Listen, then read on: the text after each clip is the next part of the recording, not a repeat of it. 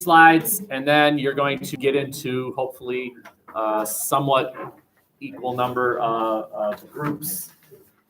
I did not realize, I should have realized that when I assigned you those numbers, that was in the big group, and then hopefully it works out so that everyone has at least a partner as far as which pages that you were assigned. And that's how we'll spend a chunk of time, and then we'll see if we can start trying to understand what these two articles, and I realized it wasn't the easiest reading ever. One, because the writing is sort of advanced. Two, is it's hard to read. The quality of print wasn't the best, especially that one article. It was painful. I tried to find an online version, and I could have purchased it. And nope, I thought, oh, I'm not reading it. Okay. This slide we're going to really fly through because you've already seen this slide. But just as a reminder that, history doesn't, it's not like everybody in America one day woke up the day after Reconstruction and said, it's a new era. Right? No, not really. That's not what happened. Chapters in history are invented by historians. Historians look back and say, all right, that looks like a kind of a shift. And so, but nobody at the time says, something's different. So sometimes we'll kind of look back and see how these things impacted.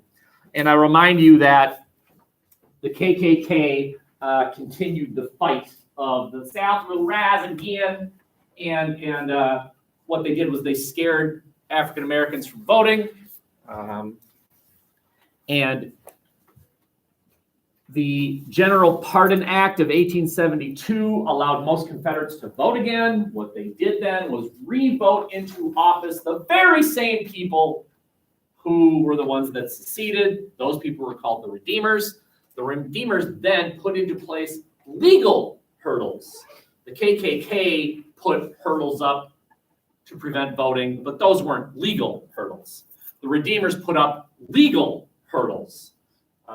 For example, the poll tax, the literacy test, the grandfather clause. We've already talked about this, but really this has a huge impact for the next unit of study because as the North is industrializing, the South is Jim Crowing. Right? So the continued divide that continues even though the Civil War is over and we're reunified as a country. No, we're not. It's one country, two distinct regions, two distinct areas of sectionalism. Again, you've already taken these notes. So if you just want to find those, tear out that page and tape it to this study. The Supreme Court gave its blessing to segregation through a series of rulings. First of all, the ruling that said that the amendment that guarantees citizenship only applies to, how government agencies treat African Americans, not private. And so you'll see treatment of African Americans. Plessy versus Ferguson, we already looked at this again. That guy named Plessy, who tried to buy a first-class railroad ticket, was arrested. He knew he'd be arrested. He Rosa'd. He Rosa'd before Rosa. So what we really should be saying is that Rosa Plessied. But it makes me uncomfortable. That word makes me uncomfortable. Plessy. It's like moist. Ugh. Okay. The point of these two things is that the federal government gave its blessing to segregation. Not necessarily a cheerleader for it, but more of a, we're not going to do anything about it. We're going to step back from imposing a national will upon all southern states. We just fought the Civil War. And that will last for about 77 years. You ever hear that, the argument, what are blacks complaining about today? Slavery's over. It's been over for 150 years. Get over it. You're in the same position I'm in. Black guy, right? We've heard that, and maybe some of you think that way. Fine. Just consider this, though. Just consider this thought that, yes, the United States ended slavery. But gave former slaves no tools to start their own life. And you might think, well, what did the U.S. government do for immigrants? Did the U.S. government give them anything? Yes, they did. Land out west for free. For free. It was called the Homestead Act.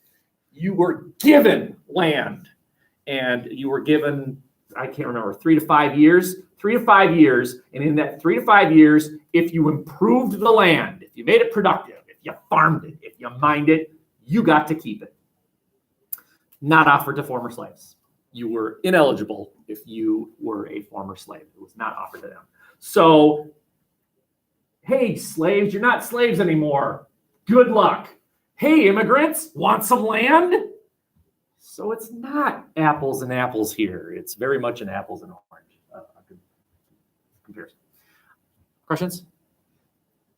You've seen that already. Here we go. Now this is new. Because of immigration, which is very much a continuing issue today, we have ethnic conflict in the U.S. This is an actual photograph of, that looks like smoke. And those tall things look like chimneys or something. This is violence at factories because of immigration and immigrants taking jobs, which would lead to conflict. So you have these things called railroads, and it's really hard for us to understand today how powerful railroads were. But railroads were it. They were like Microsoft combined with Apple, combined with a little bit of Chevy. Who? Yeah, they were it. And it's because they're so profitable, and the U.S. government, for every mile of track that the railroads built, the U.S. government gave them a mile of land on both sides of the track. Gave it to them. Here, have it.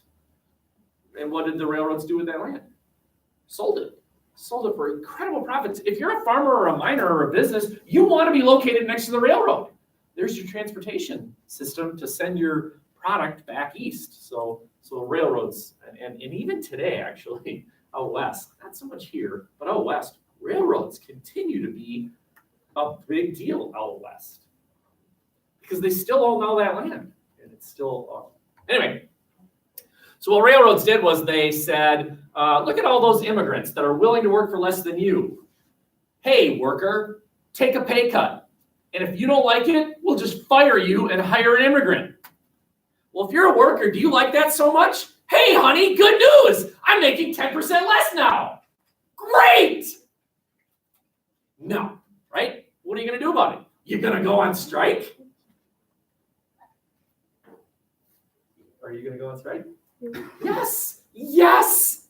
And of course, at this time, we're talking about after the Civil War, after Reconstruction, at this time, laws existed which protected the right to strike. Right? No. There were no laws to protect strikers like there are today. Do you know why there are laws that protect strikes today? Because of what happened at this time. Did you know that for the past 6 days, I know you're going to say, like, why can't that be us? But did you know that the Los Angeles School District was shut down for about a week? I'll tell you why it can't be us in a second here, and you probably know the answer. But Los Angeles teachers went on strike for 6 days, and they just voted to end the strike today. Los Angeles, second largest school district in the nation. Can that happen in Wisconsin? Nope. Teachers cannot go on strike in Wisconsin. Teachers have no collective bargaining ability in Wisconsin. That's great. And you might say, well, good. The whole idea, think about what if the police went on strike? Police can't go on strike. That's a fundamental job. Sure, pay them what they deserve, but they can't go on strike. Police go on strike? Can the Army go on strike? We're not going to invade that country until we get more pay. It can't happen. And that's the decision that the state of Wisconsin has about teachers. Teachers can't go on strike. Right? That's too fundamental a job where you can't go on strike. But that's not true in other states. Used to be true of there were no strikes. Well, there were strikes, but what happened was if you went on strike, you were simply fired. Oh, you're fired. We have plenty of other people that can do your job, and that's what happened. But if you're on strike, if you go on strike and you've been fired, do you just go meekly into the night like, oh, well, no. You stay there. You occupy the position that you were in, but you don't work. You just, let's say your job is to take that piece of metal and put it over there, right? That's your job all day. Well, you don't think you're getting paid enough, so you go on strike. Do you go and picket somewhere else so that somebody can do your job for you? You occupy the position. You stay right there. So you're not doing anything, but no one else is either. Okay, these are called sit-down strikes. The strike that you and I have in your head is you make a sign and you, hell no, we won't work out there, right? But a more effective strike is, so let's say the teachers of Somerset High School went on strike. We could go out, stand out there, hell no.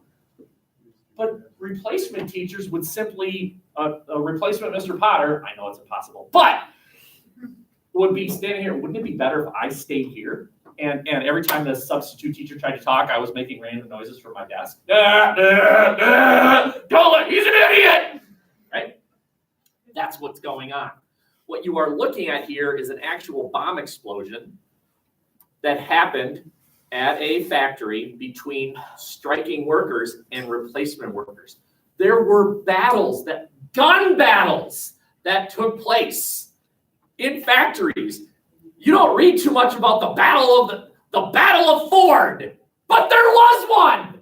The Battle of Ford, downtown Detroit. Striking workers had gun battles. They're like shooting each other. Kill him.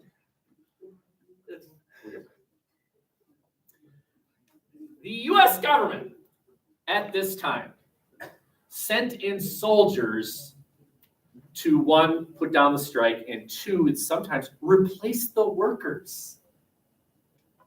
Do you understand that the U.S. government came down on the side of ownership in these conflicts? And so these strikes often fail. But what we're doing yesterday and today, and we're going to continue to do, is identify areas where the U.S. public would look and say, that seems like we should change that. Something needs to be fixed here. Yesterday we looked at corruption. The U.S. population would say, gee, there's a lot of corruption. Maybe we should try and fix that.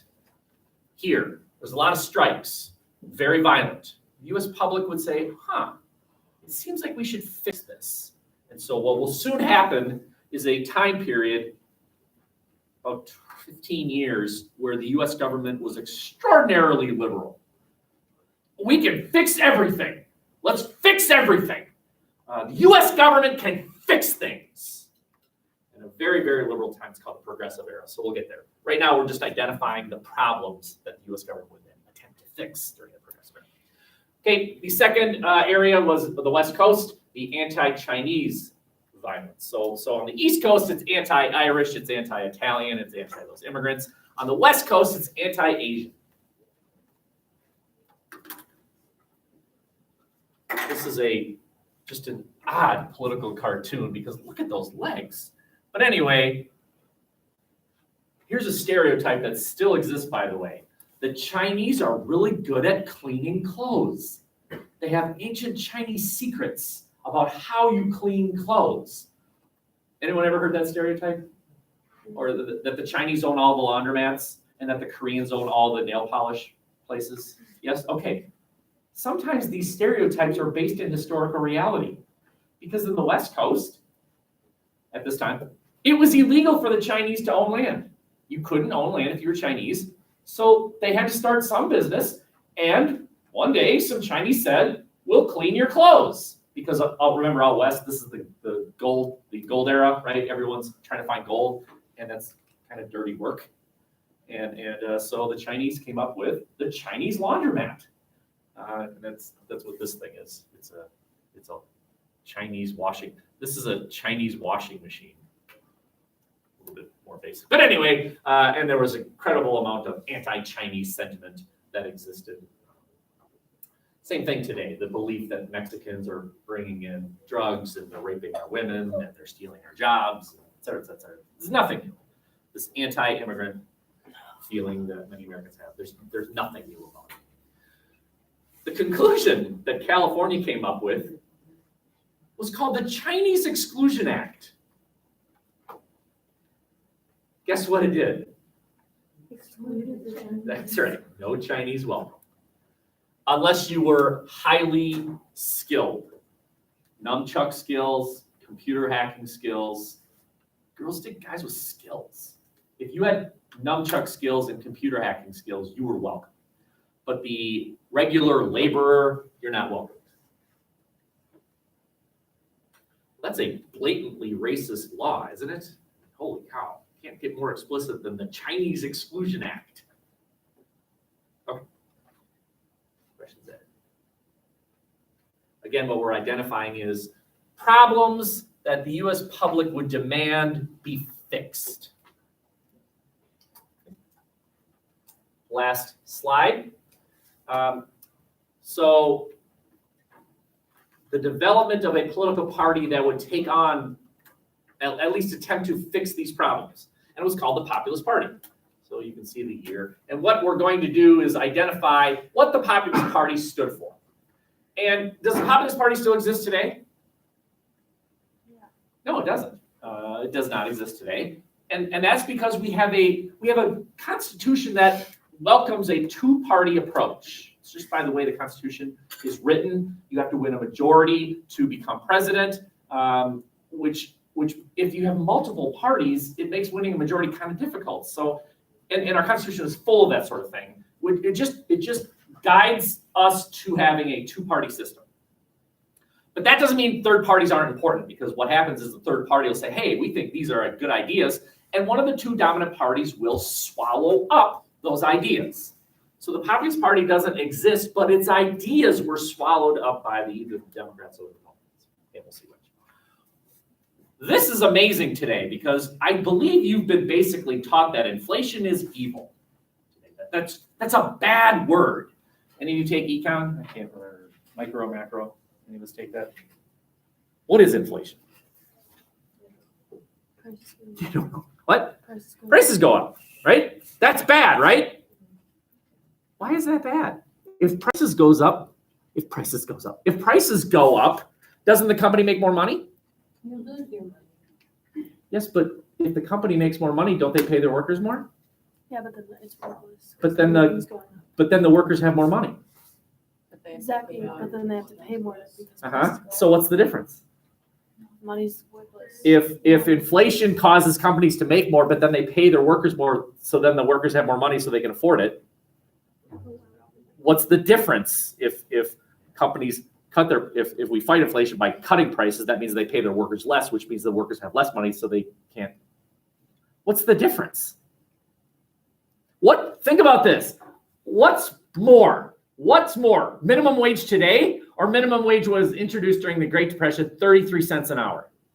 $8. What is the minimum wage now? Something? $7.25. What's more, 33 cents or $7.25? It's equal because prices were less back then. 33 cents bought way more back then than $7.25 today. Now you go to Mr. Schultz and you say 33 cents is more than $7.25. His head will explode. Schultz, that doesn't compute, right? It doesn't work. But purchasing power, that's what we're talking about here. Purchasing power, okay?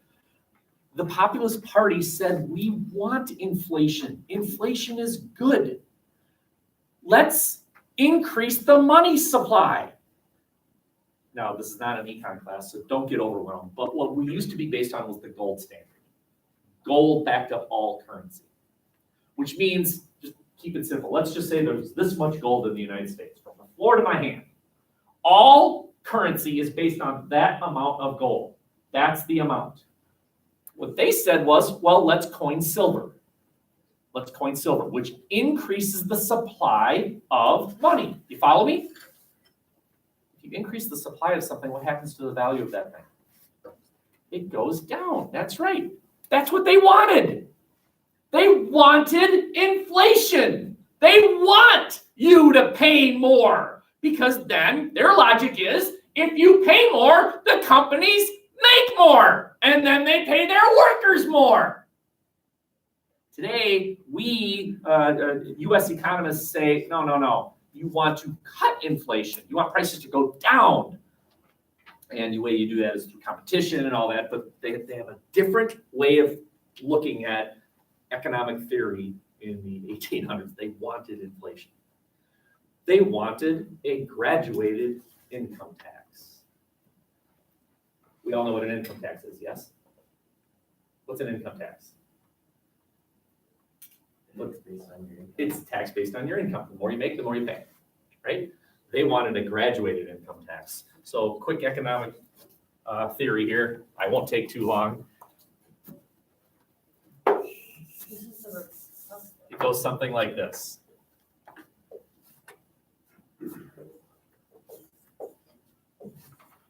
There are three types of taxes based on income. Regressive taxes, the less you make, the more you pay. Flat taxes, everyone pays the same rate. And graduated, the more you make, the more you pay. Okay? Regressive taxes. So this is the tax rate, and this is income. The less you make, the more you pay. The less you make, the more you pay. The more money you make, the less you pay. Do we have taxes like that? Yes, we do. We absolutely do. They're called sales taxes. Right? You and I go to Holiday. I buy a Snickers, you buy a Snickers. Who paid more? We had this conversation. Who paid more? We did. You did. You paid more. But we both paid $1, you say. Uh-huh. But you paid more. You paid a greater percent of your income than I did. I don't say what I'm about to say very often, but here we go. I make more money than you. I don't get to say that very often to people, right? But I'm pretty sure I make more money than all of you. You pay a more significant portion of your income for that Snickers than I did. That's a regressive tax. This should look familiar to you because this is why Jefferson opposed the tax on whiskey. Remember, a long time ago, you wrote that essay? Blank space. Okay. Flat tax goes like this. No matter what your income is, you pay 10%. So the person that makes $50,000 pays $5,000. The person that makes $100,000 pays $10,000. Same rate though, flat tax. Graduated income tax. This is the system we have today. So let's say that somebody makes $100,000. For the first, I don't know what these steps are. I don't know what they are. But so I'll just make it up. So there's from 0 to 50,000, 51,000 to say 75,000, 76,000 to 90,000, and 91,000 to 100,000. Got it? And let's just say that this is 10%, 20%, 30%, 40%. It's not that. I think the highest step today is 25% or something like that. This person, let's just say, makes $50,000, and this person makes $100,000. Follow me so far? Yep. How much does this number here says 50,000? That's 50,000. And it's 10%. How much does this person pay in $5,000. $5,000. $5,000. $100,000 is at 40%. How much does this person pay? Whoa. 4 times 100. $40,000, right? Well, what the heck? No. He pays 10% of his first $50,000. And then for the next 25,000, he pays 20% of that. He then pays 30% of income from 76,000 to 90,000 and 40% of his 91,000 to 100,000. He doesn't pay $40,000. If he paid $40,000, he would be incentivized to make less money. Imagine the guy that makes $91,000 versus the guy that makes $90,000. You're saying that this guy would pay 40% of 91,000, but this guy would pay 30% of 90,000? Wouldn't this guy say, well, I'll just make $1,000 less, so I pay 10% less in taxes? That's not how it works. It's a step. You pay 10% of your first round of income and 20% of your next and 30%, right? It's to continue to make you want to make more money. The U.S. government does not punish you for making more money. You don't pay $40,000 of your entire income. You pay 40% of the highest tax bracket. They came up with that idea. And right now, if you're looking at that like, what? Don't worry about it. They came up with the idea that the more you make, the higher your tax rate should be in a graduated way, right? Graduate means step. Third idea, the government should own railroads and telephones and telegraphs. I got to this question. Very good. Socialism. I'm glad you didn't say communism. Yeah. There's a definite difference. But this is the idea that government should own basic services. School, army, transportation. Did they die out in the Cold War? This wasn't a very popular idea. Although if you think about it today, do we have government ownership of certain things? Yeah. Schools, the Army. The Army is not a private industry. The U.S. government does not contract out Hessians, right? We have a standing government Army. Transportation, public busing, downtown urban cities, that's owned by the state or the city. In certain cases, hospitals are government owned, right? VA hospitals, and then you have relatives that are veterans. Nobody does. Okay. Well, if they do, they basically get quality medical care. That's questionable lately. What these guys said is, look, railroads, transportation, that's a basic human right. Government should own it. Communication, that's a basic human thing. Government should own it. Okay. We should elect our senators directly. We do that today.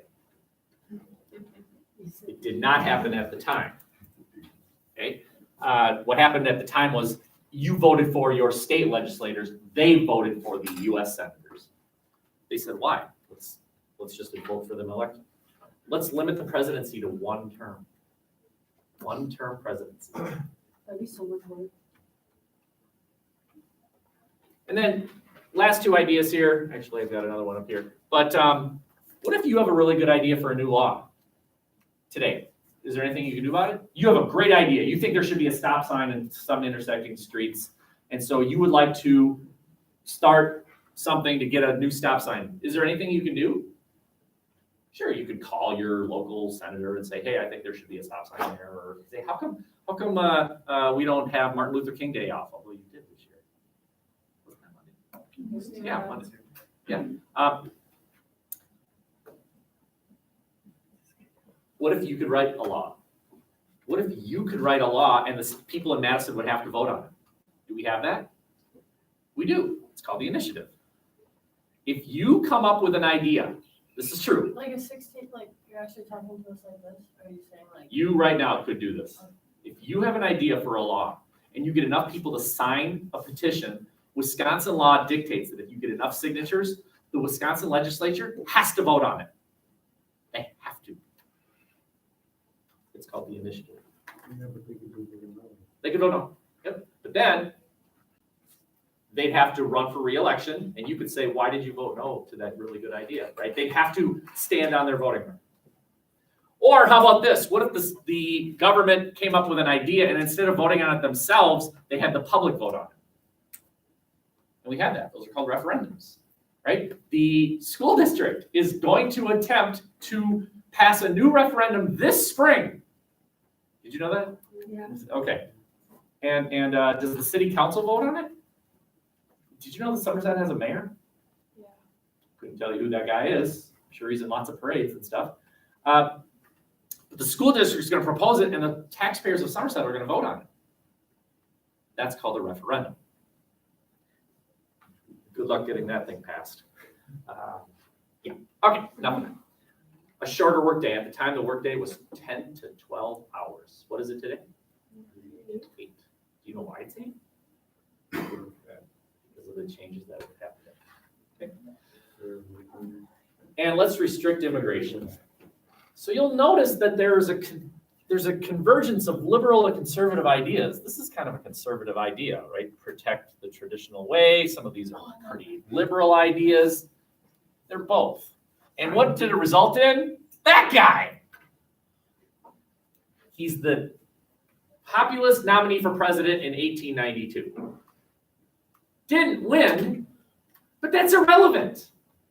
What's relevant is, look at everything that happened as a result. Let's just go down here and see how many things actually did happen. Immigration restriction? The most restrictive immigration law in American history was passed in 1906. Shorter workday? Yep. Coinage silver? Nah, that didn't. Yep. No.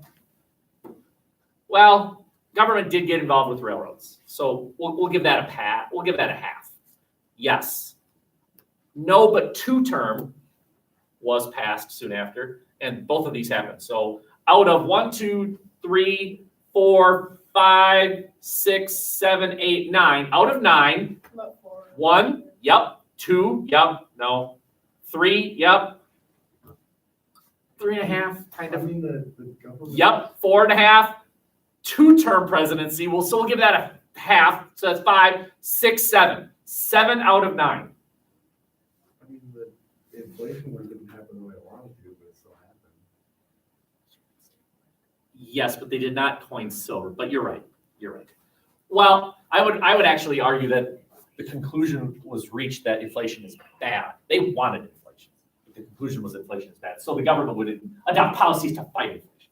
Okay. Any questions while you've been sitting here a while?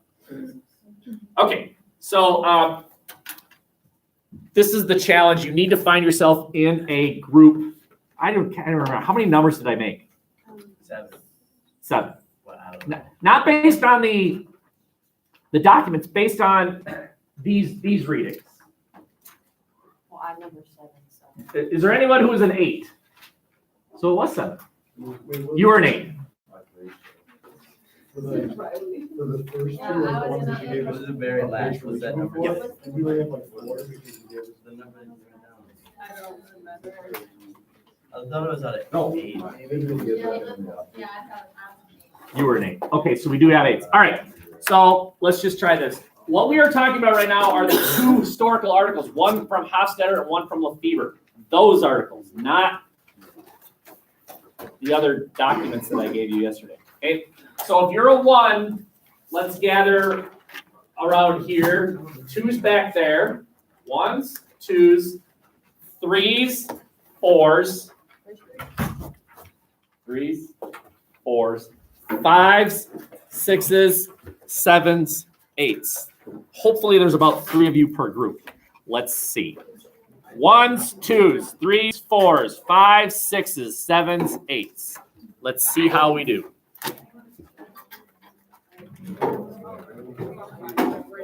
You're at 5 hours on? Yes, me too.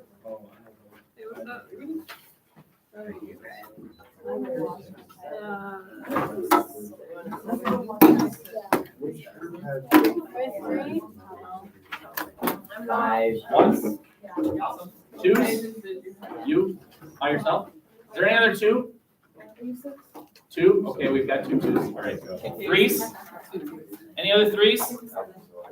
She's by herself? I got it. Are you confused? I think I'm a 4. You're a 4? Any 4s? Yours says I'm a 3. Are you a 4? I had 6. You're 4 by yourself?